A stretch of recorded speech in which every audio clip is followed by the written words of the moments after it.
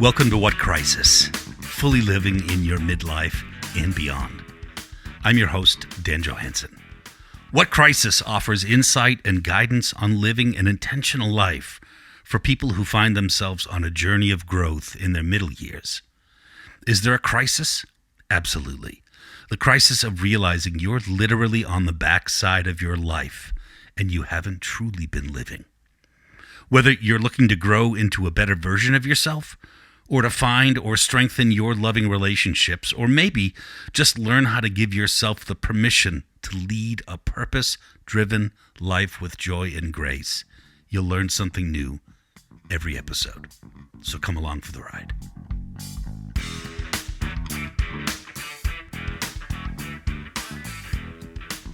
Last episode, we talked about what it means, what it takes to put yourself out there at this age to date. At all, or maybe just again. We're not 17 or even 27, and life looks a whole lot different from this side of the hill. But before we go on, I'll acknowledge that there are many of you who aren't looking for love or relationship, but are lit up by the freedom that simple dating and exploring life can offer you. That's an amazing and powerful choice, and if that's you, honor that and live your life. But for those of us that want to talk about dating, let's stay with that idea. Let's stick with the idea of wanting the brass ring, so to speak. So you're out there, you're meeting.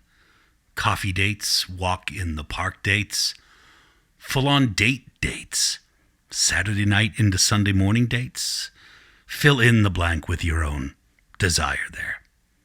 You're dating. And then it happens. You've met someone. They're awesome. You're excited. They're excited. 27 text messages in a day.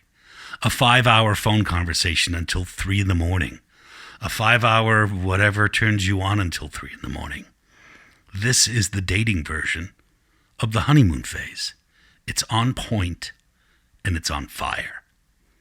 Things are just good. Maybe great. You're slowly getting to know each other.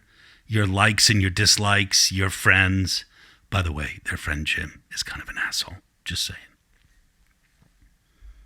After a handful of weeks or months go by, there's a little shift. The unexpected moment where you realize, wow, I'm falling for this person. This is more than just date nights or a party with friends. It's more than stealing away for the weekend. This could really be something. Maybe you've been here before. Maybe this is a new feeling. But, and I hope you do, you'll get there eventually. And so you dive all the way in. You take the leap, and you remember that quote you read that said, falling or flying just depends on your horizon. So, yep, let's do this. And for another bunch of weeks or maybe months, you're in bliss. You talk about everything. Bucket list stuff. What color you'd paint the kitchen. Wait, whose kitchen? Yours? Ours? You dive into relationship and realize you're actually partnered with this person. You start to make decisions together. It's exciting. But here comes another wave of apprehension, if not fear. Because on the other side of this, shit gets real. The wooing shifts, and we start to see another side of our lover. This side, every day, may not be nearly as exciting as the Friday night delicious food and drunk, sloppy, half super tired sex that we remember as being pretty good the next morning. It's waking up on a Sunday, throwing on sweatpants, and that should really be a rag t-shirt that you think still looks good. It does, by the way. Don't let them tell you differently. This phase is when falling becomes standing. Standing close, standing firm, sharing boundaries, holding boundaries, learning how to really communicate. You begin to set goals, talking about big things and little things, and all the while finding these moments that make standing still so special. Simple yet potent moments that take us by surprise. Like checking out their ass while they're vacuuming and you're scrubbing the sink, and you can't help but blurt out how great it looks in those shorts. Or the moment where two pinkies simply interlock across the center console on the way to pick up dog food and a wedding shower gift from the store down the road. We think of life as being full of those big, important, tentpole kind of moments that we think define us and define our relationships. But so much of our lives are spent living within the little moments. The grocery run. The slightly awkward holidays with the in-laws. The nights at the fire pit with Billy Joel and too much wine. The drive together to the doctor for the test you've been putting off because, baby, we don't do things like that without each other agreements.